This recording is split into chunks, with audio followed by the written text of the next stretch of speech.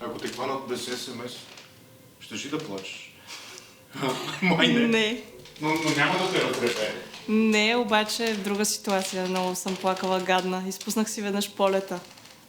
От България за някъде? Не, бях в Еквадор и летях през Колумбия, оттам до Турция, за да се прибера.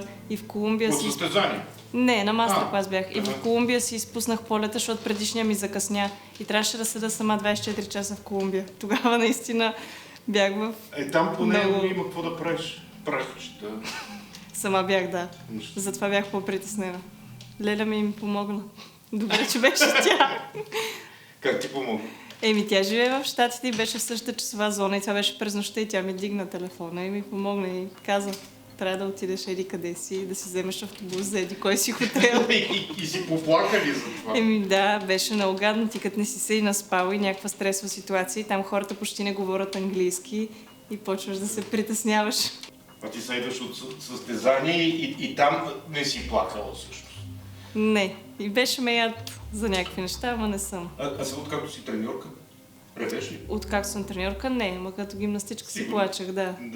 От яд, разочарование, много са нещата. Може би баналната ситуация, пак през работата ще я дам като пример.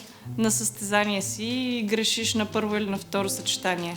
И просто знаеш, че оттам нататък нямаш никакъв шанс за добро класиране и за медал и ти не виждаш никакъв смисъл да продължаваш, само че трябва да продължиш. Да. В тези моменти просто то много е гадно.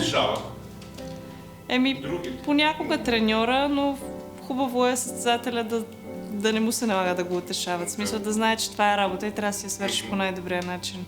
Като малка бях сомнамбул и тогава... Така с ръцете. Не знам, аз не си спомням нищо. Майка ми е разказвала, аз съм била малка наистина, че съм се разхождала и съм плачала на сън, но нямам никакъв спомен. Даже не им вярвах, докато на едно състезание не си легнах в моето легло и настройната не се събудих между две треньорки. До тогава не им вярвах, мислех си, че ме лъжат. Ти знаеш ли музикант Митко Воев, имаше той почина млад, за съжаление. Той се събуди една вечер между майка ми и баща ми, но това е истина. Това е най-готиното плачене от щастие. Това го пожелавам на всеки. Ако е много силна емоцията, без значение каква е, мога да се разплача. То даже не е да мога, то само си става. Мисля, без да искам, даже понякога не искам, обаче плача. Гледаш ли се? Оглеждаш ли се? Не, според мен не съм хубава като плача. Така ли? Кой изглежда добре, като са му червени очите и е подут? Ние черно-бяло тук, затова ги правим. Добре. Знаеш какво тук съм забелязал, че хората като разказват за какво са плакали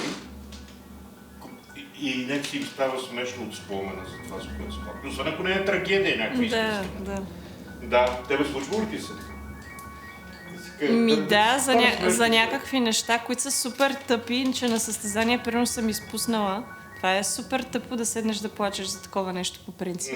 И сега си се чудя на главата, що съм влагала толкова много емоции и стрес в нещо, което буквално на следващата седмица може да го направиш пак. То затова си толкова успешна сигурно, защото си толкова емоционална. Защото толкова съм плакала.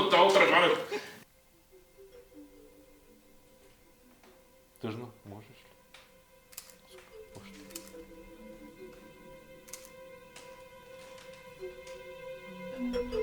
Малко си